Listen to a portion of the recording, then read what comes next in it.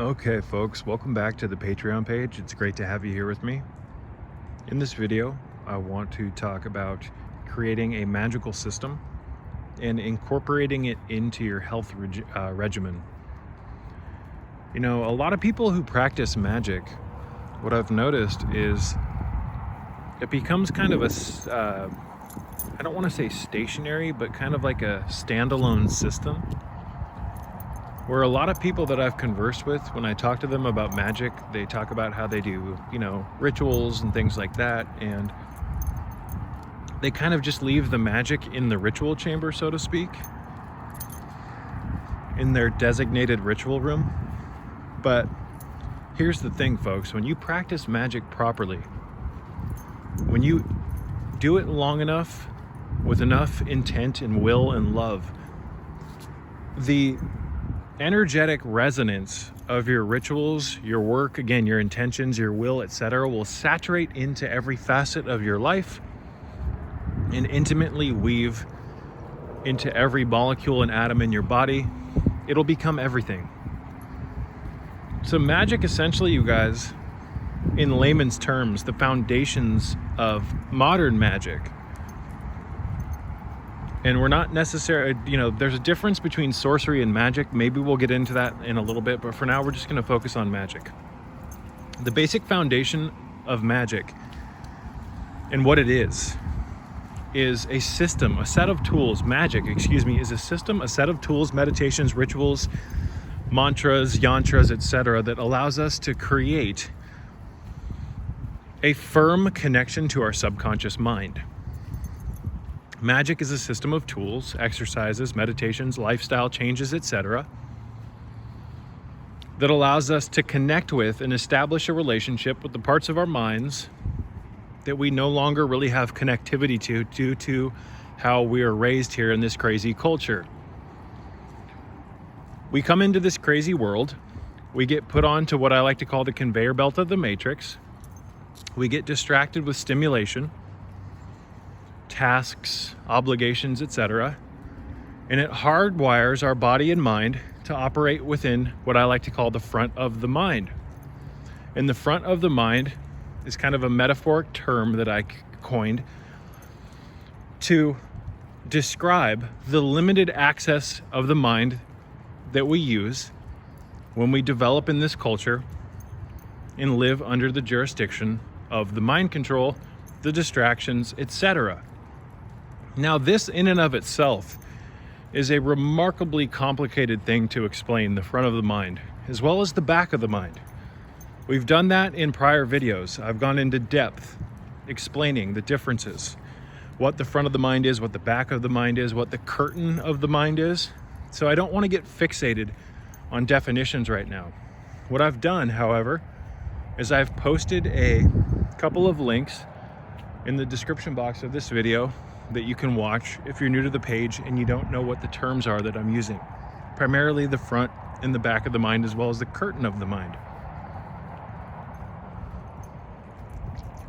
So I'm just out here right now, grounding myself with Luna. Unfortunately, this is kind of a walking ramp where you can't see my face because it's so dark, but it is beautiful out here, you guys. Hopefully you're doing your grounding, taking your minerals, it's cold out here, etc. Health is intimately connected to our magic. There's some certain foundations that will really accelerate your magic, grounding being one of them, taking your minerals, etc., but that's besides the point. Magic, you guys, allows us to travel inward. What is going inward? We hear this often, especially by people in the New Age community, right? Unfortunately, I don't think many of the people using the phrase go inwards, the key to God is going inside or within you. I think a lot of the people using these phrases don't really understand, what they actually mean. Going inward, you guys, is turning the mind, the perception, and the awareness to what's going on inside of your mind. Again, when we are born into this crazy world, we're born into a world of obligations, tasks, stimulation, bright colors, electromagnetic fields. artificial light, just a ton of stimulation, right? We learn to identify with the stimulation of the material realm, that which is outside of our body. Like right now, as you can see on the screen right now, there's a ton of data around me, right? A ton of data. Structural data from these physical objects, trees, grass, cement, artificial light, different colors, street signs, and all sorts of like glass windows and whatever lies beyond this layer of trees, right? The sky. There's tons of information. Our perception and our awareness, when our eyes are open and when we're navigating the material realm, is slipstreaming all of this data into manageable units and feeding it into our conscious mind so that we have a navigational blueprint or playing field of what's around us, right? Simply by me walking through the material realm right now, I'm using a lot of energy and a ton of my awareness. Am I not? I'm standing upright, so I'm using the motor skills of my brain. I'm having to stay stabilized. Let me take Luna off the leash. I'm having to be aware of my surroundings. I'm using a lot of my mind and a lot of my body's energy. Now, it may not seem like that because, again, let me just take this off my wrist. Excuse me, guys. It may not seem like I'm using a ton of my perception and my awareness because, I'm just kind of walking around. But guys, we're taking in a ton of information. My mind is totally fixated on what I'm doing while I'm standing here. Now, let's imagine for a second that I'm driving through a major city.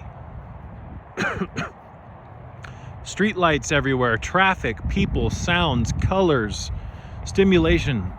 Lots of risks, right? Because if I drive improperly, I might crash my car and kill myself, harm myself, or do the same to someone else. I'm trying to paint a picture here of how from the moment we wake up, for the most part, you guys, to the moment we go to sleep, we are interacting with the material realm from a very conscious perspective. We're using the front of our mind. We're taking in the data from our material realm. We're getting our tasks done, getting our work obligations finished, etc. And although there's nothing necessarily wrong with this, it takes a massive amount of energy to deal with this reality on a day in and day out basis. Our perception becomes fixated on the more menial or basic tasks or things in life that have been given to us by the Matrix. Bills, all this crazy stuff, right? Obligations, phone bills. And again, we live in a world where we have to pay to play, but guys, 99% of our lives will be fixated in this waking state, right? Where our eyes are open, we're taking information in through our eyes from the visible light spectrum, we're calculating data with our brain, we're walking around using our motor skills, using the stabilizing aspects of our physiology, this, that, and the other. And again, although there's nothing wrong with that inherently, we end up getting used to this perpetual cycle or wheel of time where we never really go inward, right? We never really try to listen to our thoughts. We never really try to get to know ourselves. We identify ourselves with our tasks and our jobs. We learn to identify ourselves with our name, with our schedules. And again, although there's nothing inherently wrong with this, there's much more going on behind the front of the mind. And the front of the mind, in very, very layman's terms, and again, I have a much deeper definition of the front of the mind, but the front of the mind is what we learn to use while we deal with the Matrix. And when we deal with the front of the mind or within the front of the mind day in and day out, we end up instructing our brain to constantly be in that bandwidth of brainwave activity. I hope that makes sense. Now, there is a veil between the front of the mind and the back of the mind, and magic helps us pull that curtain back, that veil, and it allows us to interact with the parts of our mind that are behind the front of the mind, the subconscious, the unconscious, all of the gems and jewels of the mind. So we start by going inward, right? And magic helps us do that. We focus our attention away from all the stimulation and we go inward. We do the inner temple exercise. We start doing the full body relaxation exercise. We start doing the thoughtlessness exercise. And the thoughtlessness exercise is an intimately crucial part of a proper magical practice because it will expose you to the internal dialogue, which I like to call the foreign installations of the mind. It'll show an individual who does the exercise properly that they constantly talk to themselves all day, all the time, without them even knowing it. And you don't know that there's an internal dialogue, folks, because you're operating in the front of the mind. So on a day in and daily basis, like when you're driving through traffic, there's all sorts of thoughts and images and worries coming into your mind that are just spooling constantly. We learn to think that those are normal, that we're actually generating them on our own. That's a flaw, and we're going to get into that in a second, but they're besides the obvious stuff, guys, the internal dialogue, the worry that goes through our minds on a day in and day out basis, there's a lot more internal dialogue that we can't grasp consciously unless we start to pull that curtain back between the front and the back of the mind. I really hope that makes sense.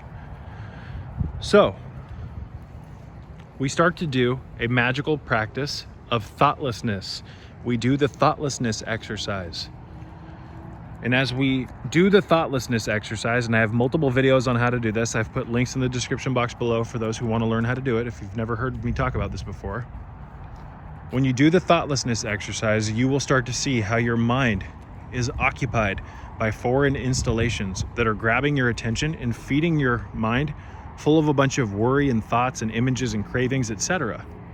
We learn to identify with these foreign installations that were pumped into our mind by living in this crazy world. I've gone into great detail about how these thoughts and these foreign installations get into our minds. I have a video called Your Thoughts Are Mind Control Installations. A link to that is in the description box below. That is a very crucial video for you to watch, and it's intimately connected to a magical practice because magic, you guys, again, as we said earlier, is a system of tools, meditations, mantras, yantras, etc., yoga, and many other things that allows us to free ourselves from our programmed mind and access the parts of our mind that we will normally never come into contact with if we continue to live in this matrix, because the matrix wants us to only operate in the front of the mind. It does not want us having an intimate connection with our subconscious, where the keys to magical power actually lie. I really hope that makes sense. I really, really, really hope that makes sense. So the thoughtlessness exercise is crucial because it allows us to witness the constant internal dialogue. And what you'll come to find, you guys, the more you do this exercise, is that that internal dialogue isn't you. It's just like a radio station that's been turned on in your mind that's constantly playing on repeat. Because here's the thing, if you can observe the thoughts as if they're outside of yourself, then you, the observer, are not actually those thoughts. I hope that makes sense. In the same way that if you got into a vehicle right now and turned the radio on, is the stuff that you're hearing on the radio being produced in your mind, or is it being produced by the radio? That's kind of like what's happened here in this matrix. We got all these crazy foreign installations in our mind. We've gone over how these get into our mind in prior videos again, and we learn to identify with this chatter. This creates what's called the ego, or the double, which is the non-authentic self that is programmed into us that we learn to identify with, and it's from this crazy culture. That's the real ego. The real ego is a false version of yourself that is created by living in this crazy culture, and you identify with it, and it takes you away from your real authentic self. I really hope that makes sense. It is absolutely crucial. So we've got some jackals here on motorcycles. Bear with me, guys. But let's just wait for them to pass. So, really crucial stuff here, guys, to understand. Come on, Luna. It's okay. See if she'll chase after him. You see, real magic doesn't start until you get a certain state of clarity in your mind. Luna, are you all right? She gets scared by these loud noises. In order to practice magic, you guys, you have to have a clear mind. This is why we do the thoughtlessness exercise, so that we can enter into a state of mental tranquility and peace, where you can actually come into contact with your real self, which is a peaceful state of clarity, where you're not bombarded by all of these foreign installations. These foreign installations I like to call the archon. And I call them the Archon, you guys, because they come into our mind and they literally take over. And most people will identify with these foreign installations, these crazy thoughts and emotions that are more often than not very detrimental to one's well-being. Most people will identify with these thoughts from such a young age until they're about 18, to the point where by the time they're an adult, the thoughts that are in their head, the feelings, etc., that they identify with, they think it's actually they think they're coming from their own self, their own mind, when in fact they're not. They're coming from an outside source. I really hope that makes sense. So magic, first and foremost, is a system that helps us get our mind back. How are you ever going to perform valid magic and affect the objective world around you with your thoughts and your intent and your will if you don't even have a clear state of mind? Again, that is a very crucial thing to ponder, folks. How are you ever going to be able to affect the material realm with your own mind if your mind is occupied by nonsense that plays on repeat? So yogis, for hundreds and hundreds of years, have warned people about the fact that their own minds, plural, works against them. They call it the chattering monkey. The chattering monkey of the mind. Multiple cults, I hate that word, but it's true. Multiple cults, multiple religious paths and documents, books, holy texts, etc., have warned us about the mind, the programmed mind.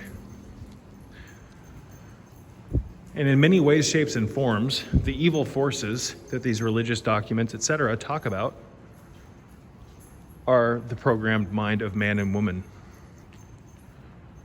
Got to remember that religious documents, books, holy texts, etc., like the Gnostics in this, that, and the other, they spoke symbolically, they spoke in parables, they spoke allegorically, you name it. So we've got to kind of try to look at the symbolic value of the texts, etc., that have been left behind. Even in like modern Christianity, Catholicism, you name it, there's a lot of symbolism in the Bible, you name it. So magic is a system of self-growth, and it starts within the mind. So we need a daily practice, right? We need a daily practice. So here's the thing. Those who want to create a magical system need a valid system. Otherwise, what's the point? And I hate to say it, but modern Wicca, modern paganism, modern esotericism, the New Age movement, even the modern left-hand path, which is a deviation from the truth of what the left-hand path is, modern Satanism, modern Gnosticism, a lot of them have taken, they've bastardized the subject. I hope that makes sense. And they're leading people astray. So magic, first and foremost, isn't about making contacts with demons or devils or angels and, casting spells like that. Magic is a system that allows us to access the hidden parts of the mind that culture has programmed out of us.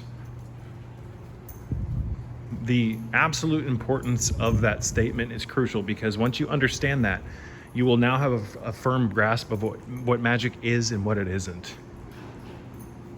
It's a system that we use to exorcise the demons out of our mind, the demons out of our life. And I don't mean that literally, I mean that symbolically. What do I mean by exorcising demons out of our mind in our life? I'm talking about the portions of our mind that have been programmed by culture in this crazy world to work against us. You see, your mind can be programmed to be your best ally or your worst enemy. I really hope that makes sense. Your mind can be programmed to be your greatest ally or your worst enemy. It can become a devil on your shoulder or an angel on your shoulder. Your mind can become a genie in a lamp that is your humble servant, or it can become your worst enemy. And this happens largely through the subconscious. The subconscious is impartial to right and wrong and good and evil. It listens to what you program it to do, and it does it flawlessly. So we have got to reach a state of mental clarity, first and foremost, if you are interested in practicing magic, unless you want to practice it improperly. So we need to have a firm grasp of what magic is. And I know I keep repeating myself, but repetition of a message constitutes mental programming. And I want to program people listening to this with accurate information. So here's how we start. We have to have a system of tools. And I would strongly suggest starting with Philip Cooper's book, The Magician. There is a free PDF copy of that very rare book in the Library of Strength and Wisdom here on the Patreon page. I have multiple hard-to-find books available for free. All you have to do is download the link and save it to your device and read the book. Read from from beginning to end, The Magician by Philip Cooper. Now, start practicing the inner temple exercise and the full body relaxation exercise. You don't have to do it every day. Just start off small. You got to learn to walk before you run. Do it once a week. If it agitates you, just do it once a week. As you do it more often though, you'll start to want to do it more and more and more. It'll agitate people at first because we're so programmed to operate with the conscious mind. We're so accustomed to interacting with the material realm. We're so accustomed to not going inward. And the inner temple exercise is one of the greatest ways to start going inward. The full body relaxation exercise works in tandem with the inner temple exercise because it allows us to unwind the stress that's programmed into our muscle memory. The stress that's programmed into our muscle memory affects our mind and helps foster negative thoughts that operate on autopilot. Again, this is one of the most powerful aspects of yoga and stretching the body. We learn to work out the kinks in our muscles, in our muscle memory. Bad habits are stored in our muscle memory, folks. Tension is stored in our muscle memory. So we do the full body relaxation exercise as a way to unplug or unwind the tension and the stored engrams in our muscle fibers. Kind of like that Tool song 46 and 2. Listen to my muscle memory, contemplate what I've been clinging to. 46 and 2 ahead of me. We use yoga. We use the full body relaxation exercise first and foremost, however, and I do indeed consider the full body relaxation exercise a powerful form of yoga. It should be the foundation of all yoga because you should not start stretching your body and doing all of these other things until you understand how to control the stress in your body. And on top of that, you want to understand before you start practicing yoga what you're doing with yoga, which is first and foremost, you're creating a foundation of muscle memory. But in order to lay down the foundation of muscle memory geared towards your goals and your peace and your magic and your sorcery, whatever, you've got to unwind years of stress in your muscles. So what I suggest doing is getting proficient in the full body relaxation exercise and the inner temple exercise. Do the full body relaxation exercise for 15 minutes to an hour, once to twice or every day, depending on how strongly you want your goals to be manifested, how quickly.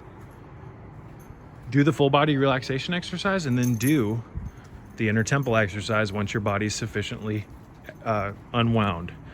As you do the full body relaxation exercise, you will delete months, weeks, days, and years worth of stored tension in your muscles. You will then have a more blank slate. You'll find that you become much more comfortable, whereas normally you'd be uncomfortable. You'll find yourself in social situations feeling relaxed because you're deleting stress. The full body relaxation exercise is an act of magic in and of itself because over time it shows you the vast power that your mind has to tell your muscles and your body to calm down. I've gone into my full body relaxation exercise for over 2 hours before and just unwound years of stress, you guys. And I cannot stress enough the importance of the full body relaxation exercise. Then we do the inner temple exercise. We've gone over how to do these in the past, so I'm not going to explain it in these videos.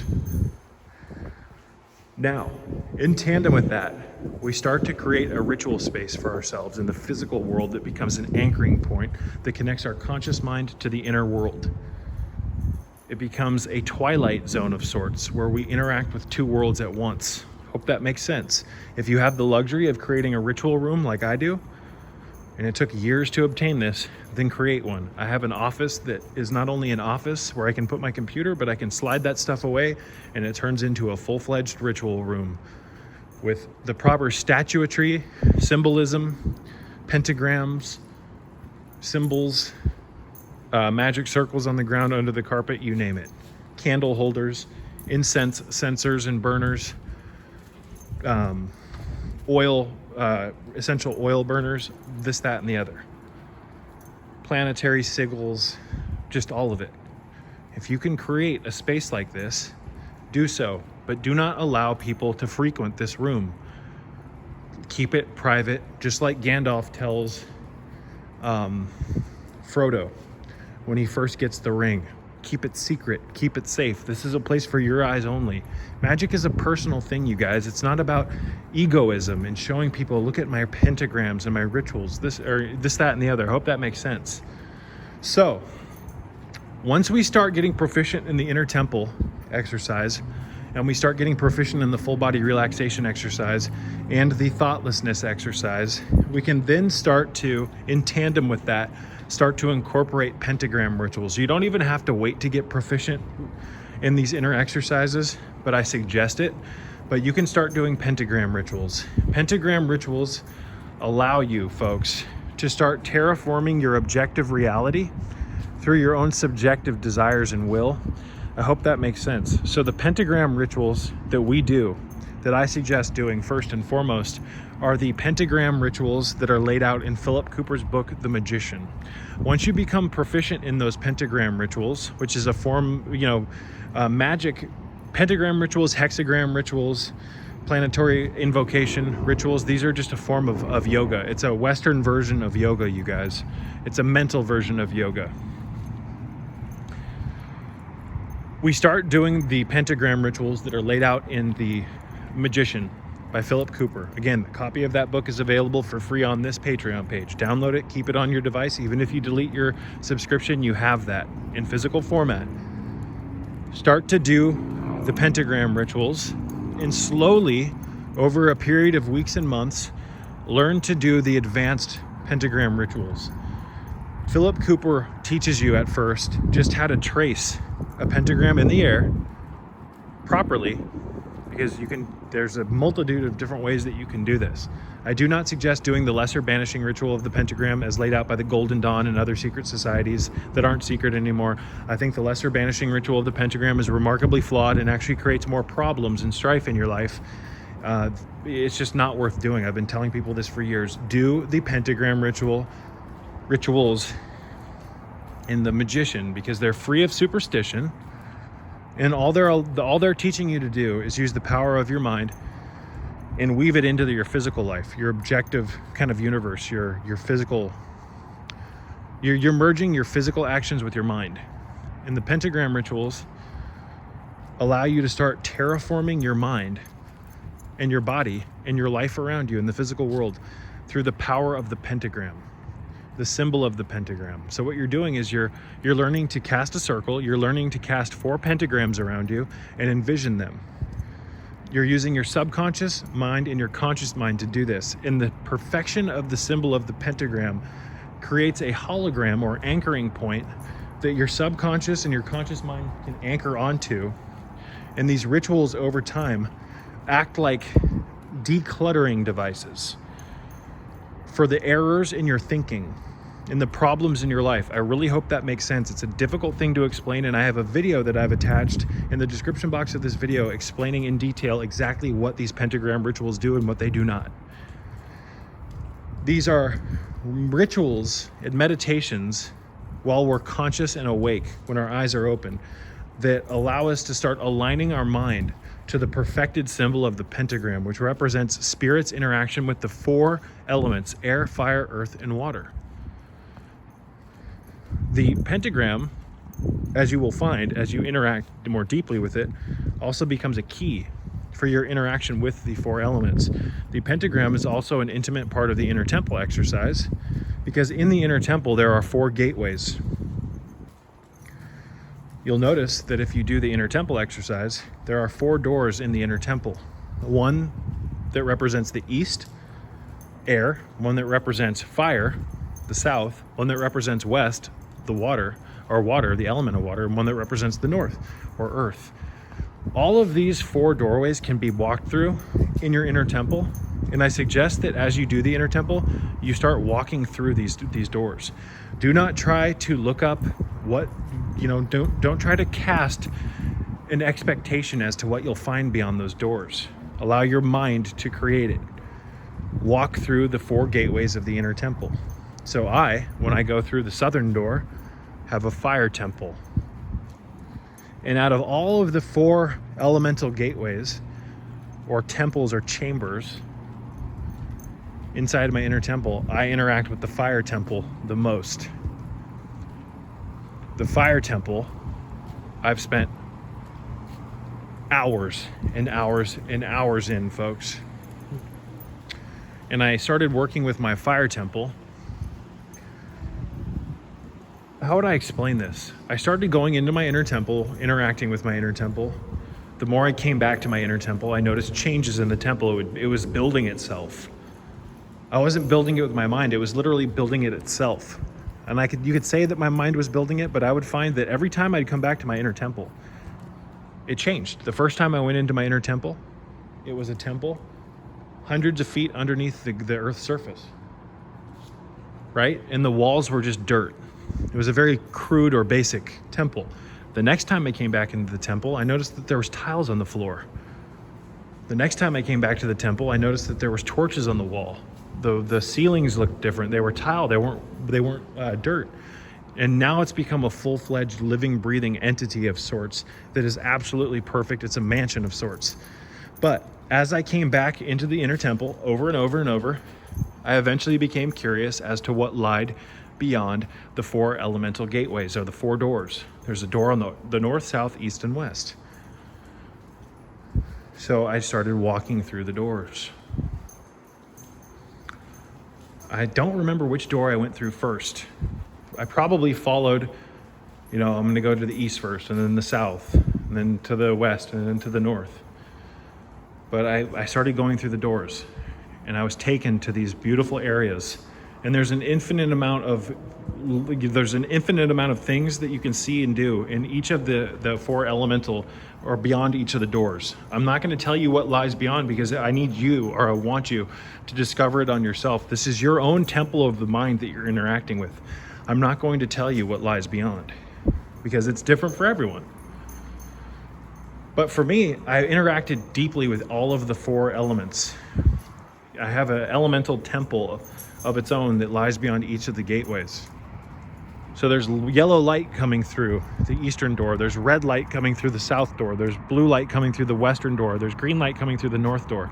And I would walk through all of the gateways, and I've spent hours in each one.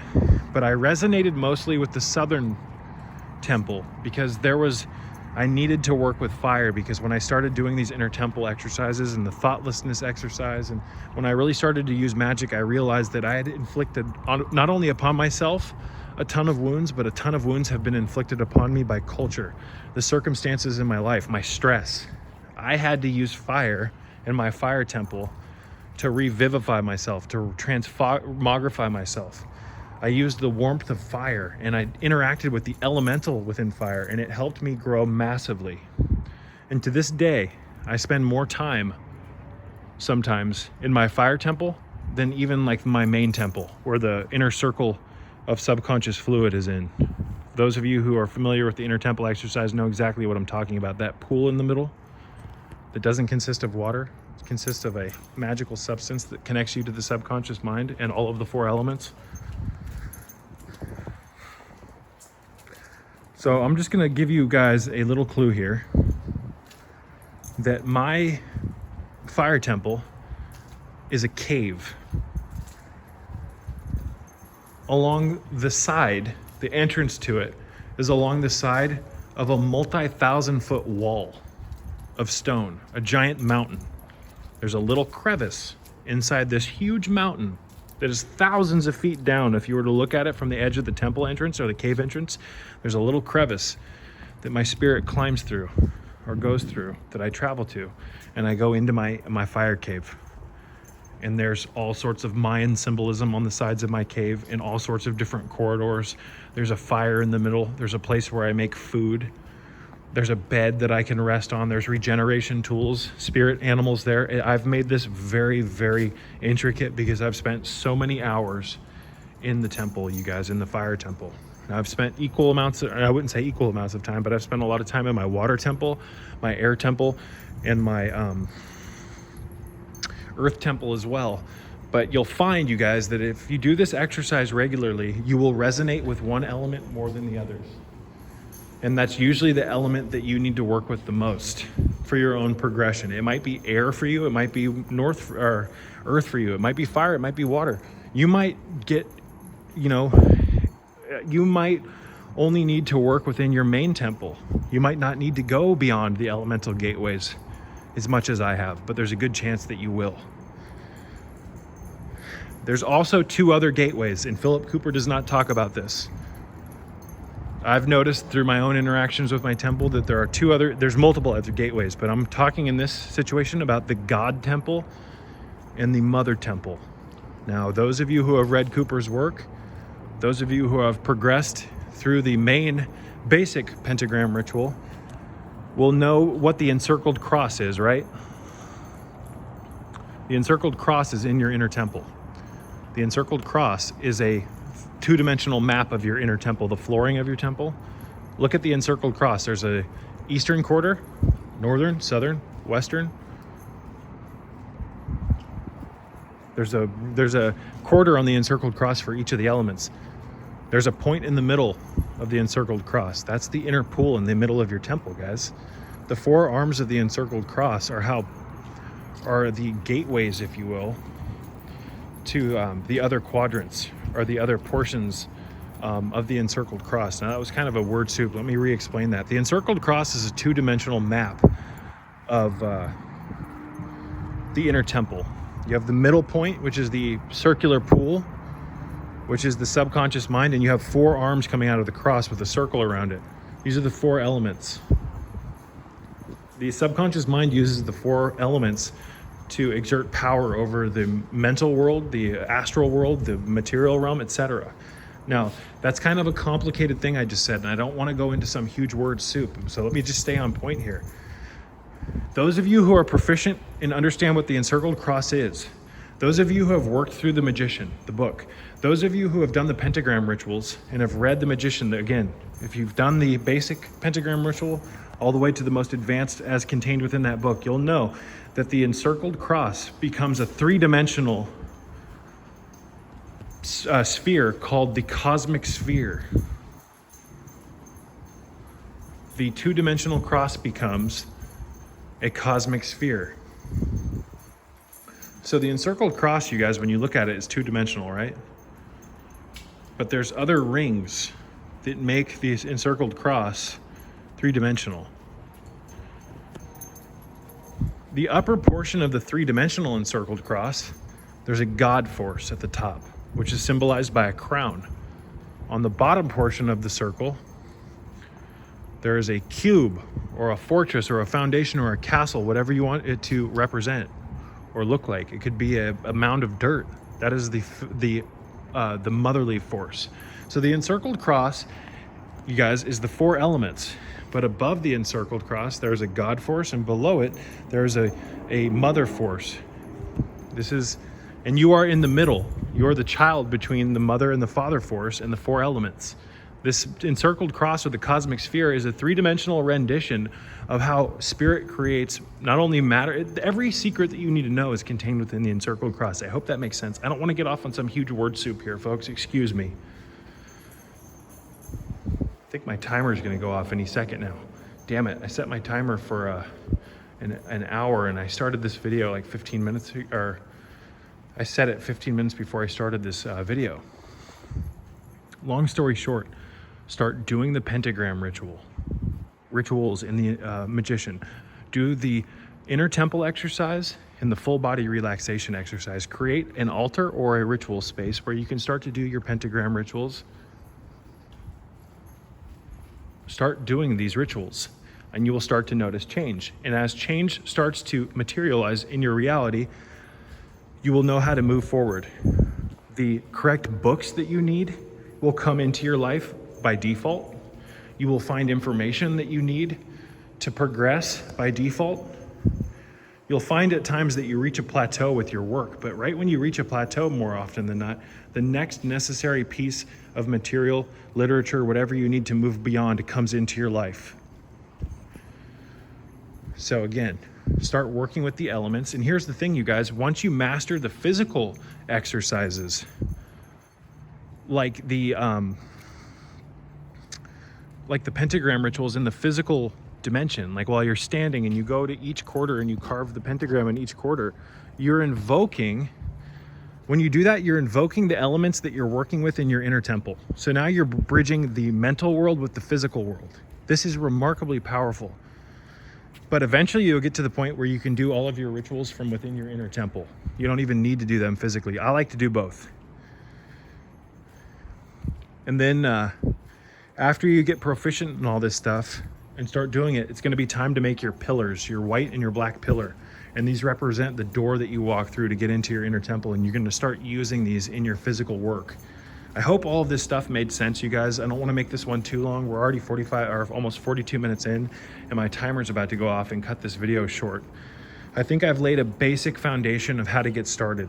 Start working with the elements. Go into your inner temple. Start doing the inner exercises, delete programming, reintegrate, and by all means, go into all of the elemental gateways. I mean, again, it may sound kind of silly, but I almost spend more time in my fire temple than I do in my inner temple. But I have to get into my inner temple to access my fire temple. But my fire temple has allowed me to heal. And a lot of people think, oh, fire? That has nothing to do with healing. You guys, there's no element dedicated to healing. The elements, we all have elemental, what's the word I'm looking for? All of us have an elemental constitution. We have an overabundance of one element or multiple and an underabundance in others. By discovering or working with each of the elements in the inner temple, you'll realize which deficiencies you have and which overabundances of an element that you have. Healing then becomes an act of counterbalancing and balancing in general, all of the elements. You might have healing that needs to take place in the element of air or fire or water or all. For me, it's fire. I've developed a very close connection to the element of fire. And it to me is, for me myself, the most healing element. It brings life, you guys. Imagine being out in the wilderness in the freezing cold without fire. What good is water going to do you then? Or earth? What good is cold earth around you? Or a shelter without fire? But then again, what good is fire without shelter? What good is fire without water to drink or to cook your food? Catch my drift?